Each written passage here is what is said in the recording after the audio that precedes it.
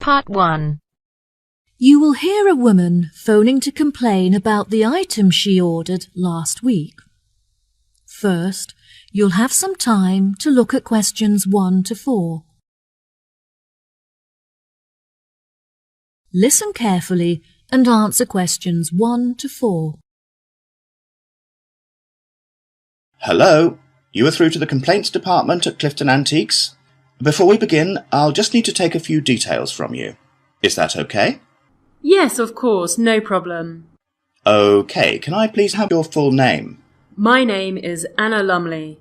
That's Anna, L-U-M-L-E-Y. Right, and could you give me a contact number which we can use to reach you during the week?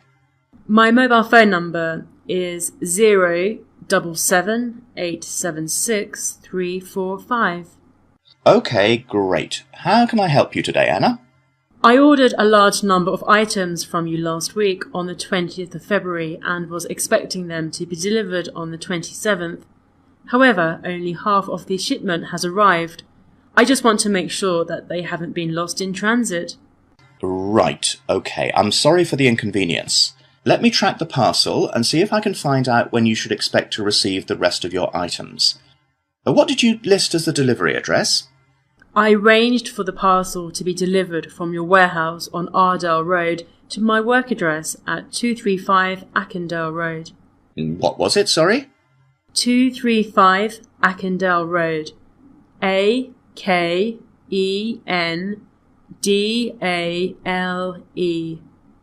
Eastsea? Yes, Eastsea. Right, okay. I've found your parcel here on our system. I can see that you've received your shipment, however, nothing is mentioned about the missing items. I would advise that you wait for 2 days, and if the other items don't arrive then, it may be necessary for you to claim insurance coverage for the value of the items. How much are the missing items worth? They cost me $34,500. Well, the insurance company will cover you for 10% of the value, so you could claim $3,450 from them. Just fill in the form on our website, and when the loss is confirmed, you'll receive the money within 1 week. We will refund the rest of the money to you within a month, so you won't suffer a financial loss. That sounds fine. Before you hear the rest of the conversation, you have some time to look at questions 5 to 10.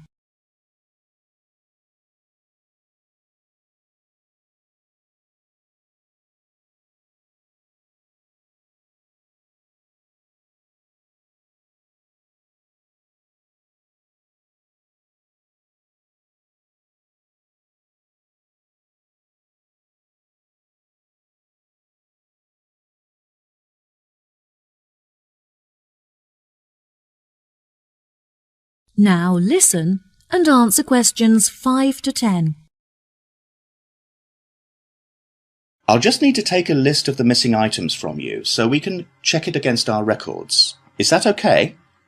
Sure, no problem. Unfortunately, a lot of the items are one of a kind and therefore irreplaceable. There were some small items such as lamps and chairs that aren't very valuable. However, there was a large item of antique furniture and a bag full of first edition books, which were among the first ever to be printed on a press. Right, okay. Is there anything else? Yes, I also purchased a Victorian rocking horse for my daughter, some large oil paintings originating from the Edwardian period, and a few decorative fruit bowls.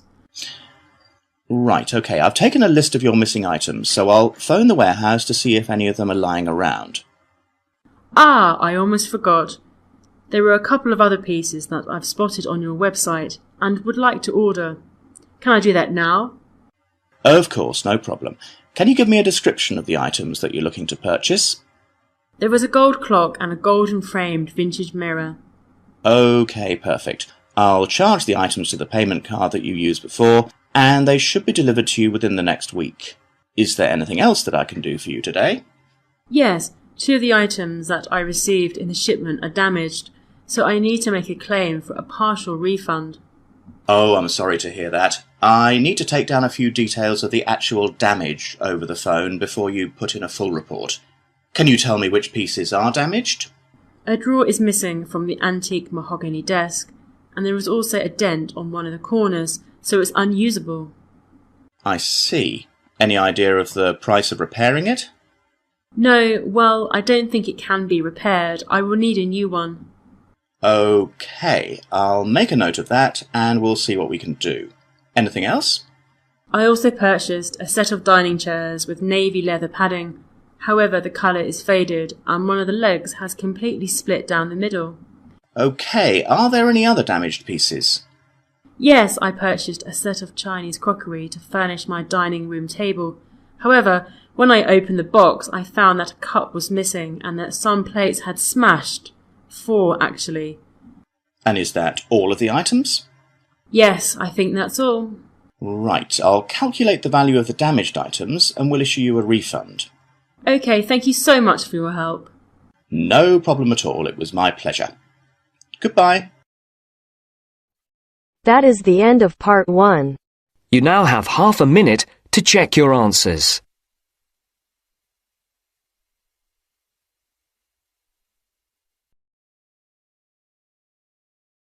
Now turns to part 2.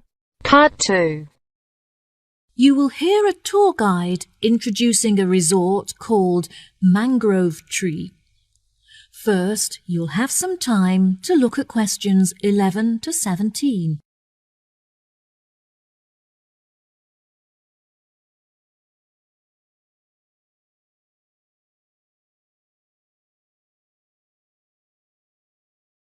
Now listen carefully and answer questions 11 to 17.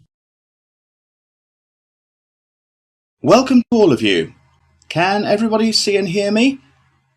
Good. I'm David, your guide for this tour of the Mangrove Tree Resort. I'll start today with some general background information. As there have been a number of changes made, I printed the map of the new complex for each of you.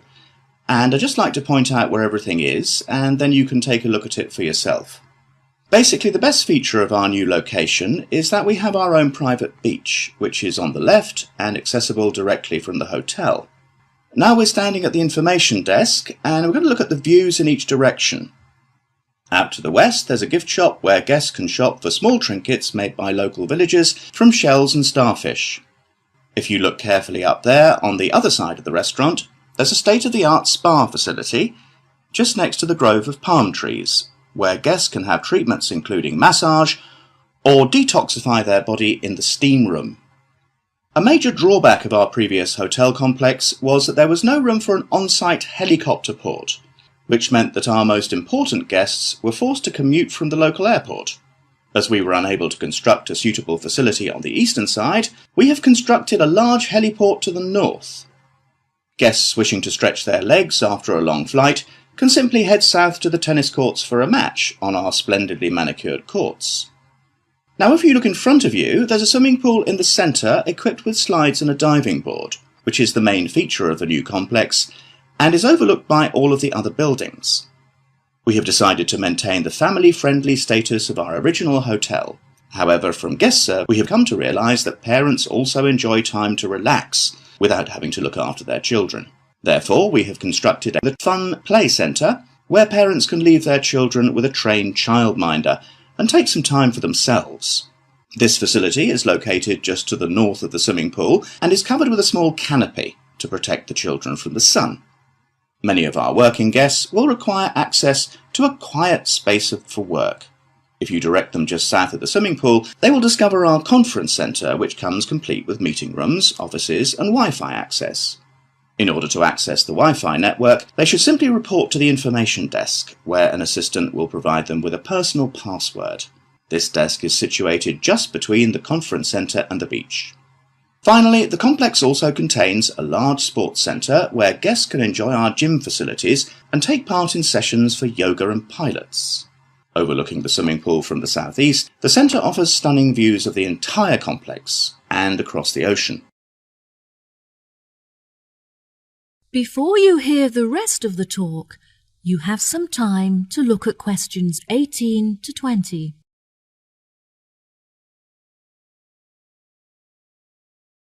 Now listen and answer questions 18 to 20. Next, I would like to discuss our new restaurant, which is run by the award-winning chef Alberto Brava. Every week he will offer a new menu of fresh seafood, such as crab and sea bass, which has been caught that day by local fishermen. The daily menu will include a range of organic meats and vegetables freshly grilled on the barbecue, served with a selection of specially prepared sauces and spices. There is no menu specifically for vegetarians. However, there will be a large range of grilled vegetables for them to choose. The hotel now has a selection of sweets to cater to our more discerning guests and provide for special occasions. As these sweets are finely decorated with furniture and paintings, they are not suitable for families with children.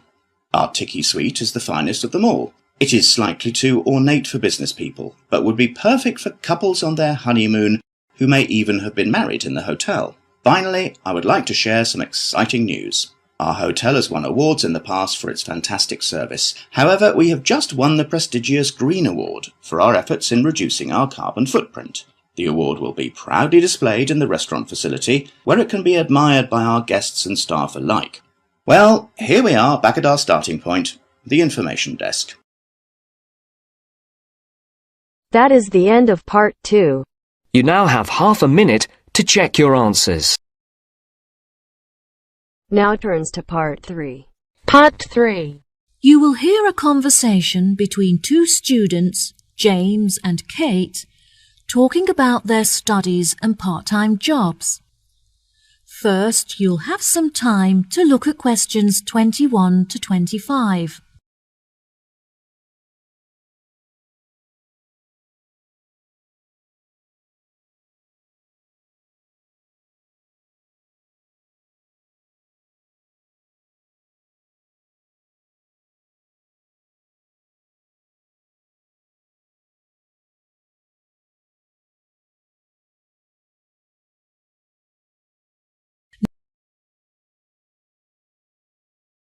Now listen carefully and answer questions 21 to 25.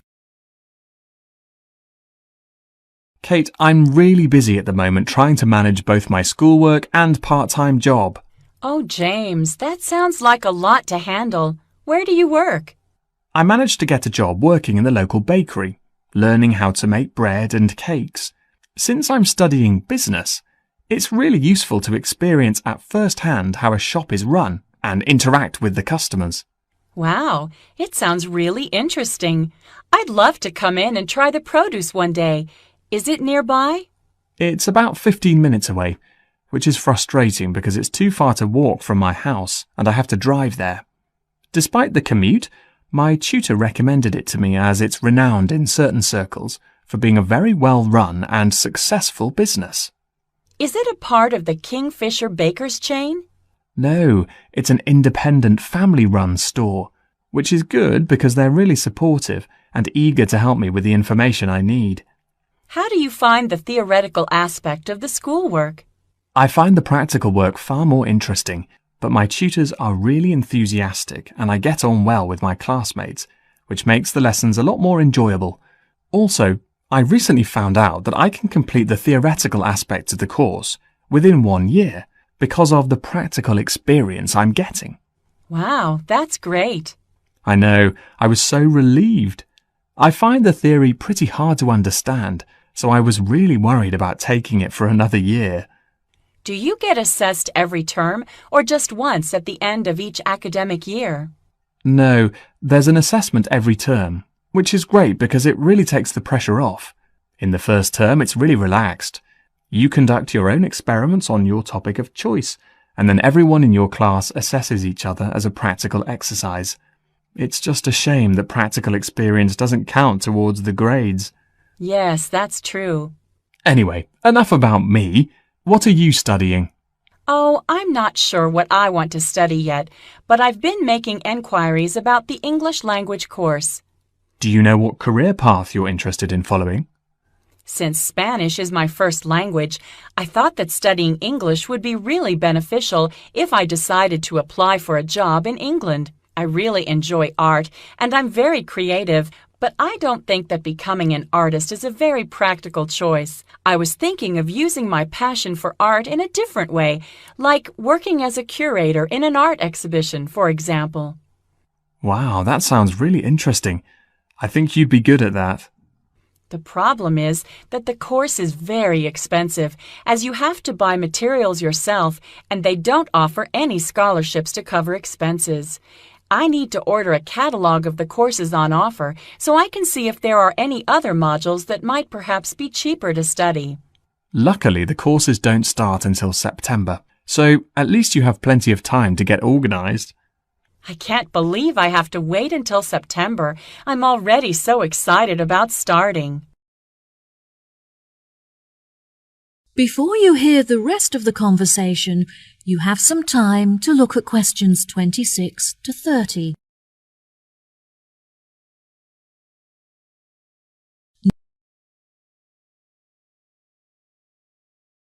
Now listen and answer questions 26 to 30.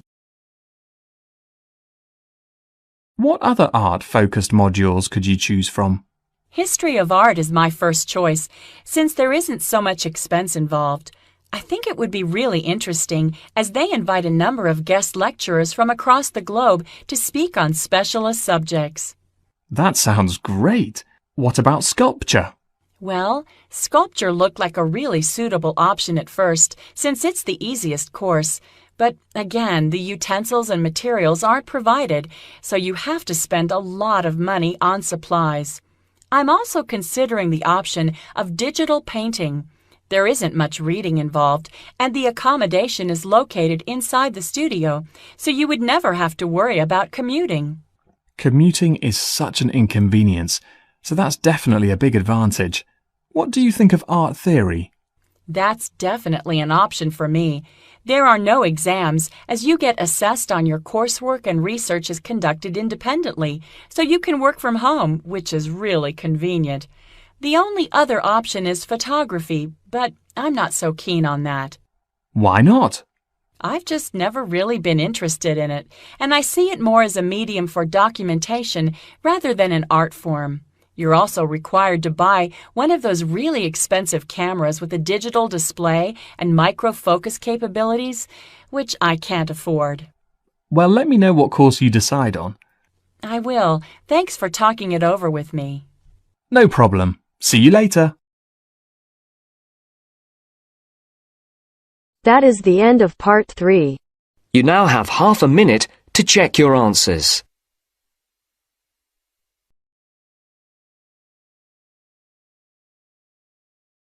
Now turns to part 4. Part 4. You will hear a talk on the subject of birds in New Zealand. First, you have some time to look at questions 31 to 40.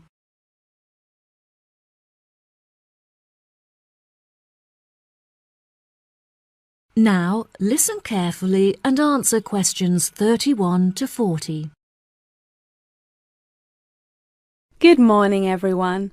Today we're going to look at birds native to New Zealand, delving into the facts and exploring methods of protecting these species from extinction.